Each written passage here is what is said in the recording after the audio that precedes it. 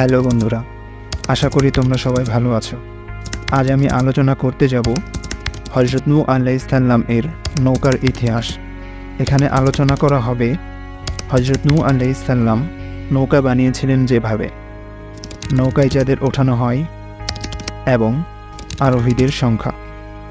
তো বন্ধুরা, দেরি না করে শুরু করা যাক।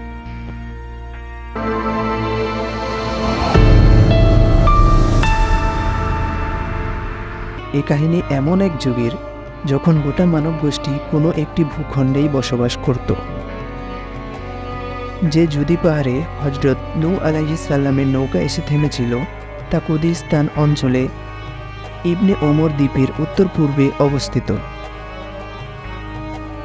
বাইবেলে এ নৌকার অবতরণের স্থানের নাম বলা হয়েছে আরারাত। আরারাত নামের এই পর্বতমালা আর্মেনিয়া থেকে শুরু করে দক্ষিণে কুদিস্তান পর্যন্ত চলে গিয়েছে। এই পর্বতপুঞ্জের একটি পাহাড়ের নাম জুদি, এটি আজও জুদি নামে খ্যাত।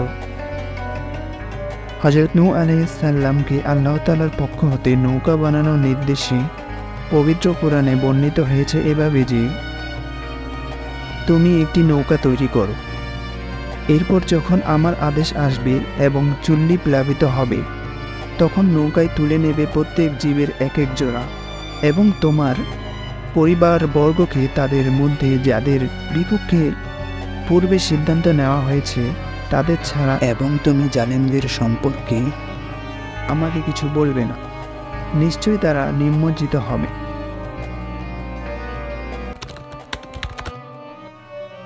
হযরত নূহ আলাইহিস সালামকে আল্লাহ তাআলা যখন নৌকা তৈরির নির্দেশ দিয়েছিলেন তখন তিনি নিজেও নৌকা চিনতেন না এবং নৌকা সম্পর্কে কিছু জানতেন না। আল্লাহ তাআলা নিজেই তাকে নৌকা তৈরির পদ্ধতি শিখিয়ে দিয়েছিলেন ওহির মাধ্যমে। এই বিষয়ে পবিত্র কোরআনে বর্ণিত হয়েছে, আর আপনি নৌকা তৈরি করুন আমার তত্ত্বাবধানে ও ওহির অনুসারে।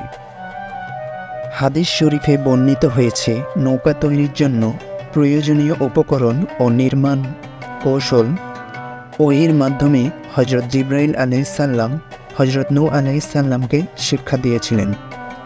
তিনি শালকাঠ দিয়ে এই নৌকা তৈরি করেছিলেন।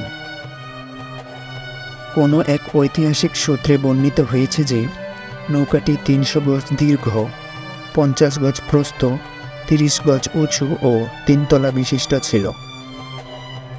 এর দুপাশে অনেকগুলি জানালা ছিল।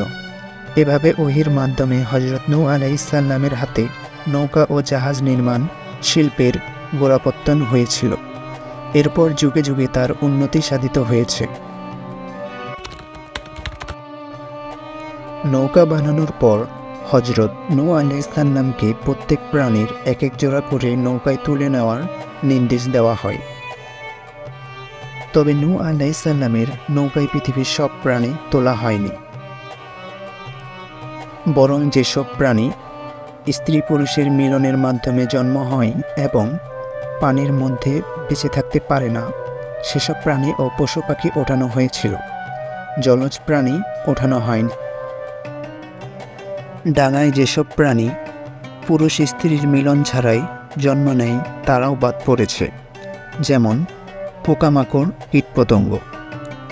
শুধু গরু, ছাগল, ঘোড়া, গাধা ইত্যাদি গৃহপালিত প্রয়োজনীয় পশু পাখি নৌকাতে ওঠানো হয়েছিল। এরপর নূহ আলাইহিস সালামকে বেঈমান কাফেরদের বাদ দিয়ে শুধু ঈমানদারকে তোলার নির্দেশ দেওয়া হয়। সে সময় আল্লাহর ওপর ঈমান আনা মানুষের সংখ্যা একেবারেই কম ছিল। নৌকায় আরোহণকারীদের সংখ্যা কোরআন ও হাদিসে নির্দিষ্ট করে কোথাও উল্লেখ করা হয়নি। তবে হযরত আব্দুল্লাহ ইবনে আব্বাস রাদিয়াল্লাহু তাআলা আনহু থেকে বর্ণিত, নূহ আলাইহিস সালামের নৌকায় আরোহীদের মোট সংখ্যা ছিল 80 জন, যাদের মধ্যে হযরত নূহ আলাইহিস সালামের 3 ছেলে হাম, সাম, ইয়াফেস ও তাদের 3 জন স্ত্রীও ছিল। হযরত নূহ আলাইহিস সালামের চতুর্থ ছেলে আল্লাহ তাআলার উপর বিশ্বাস না রাখায় সেও কাফেরদের সঙ্গে লাগুনে ডুবে মারা যায়। তো বন্ধুরা, আজ এই পর্যন্তই। আমাদের চ্যানেলটিকে লাইক, কমেন্ট এবং সাবস্ক্রাইব করে আমাদের সাথেই থাকুন। ধন্যবাদ।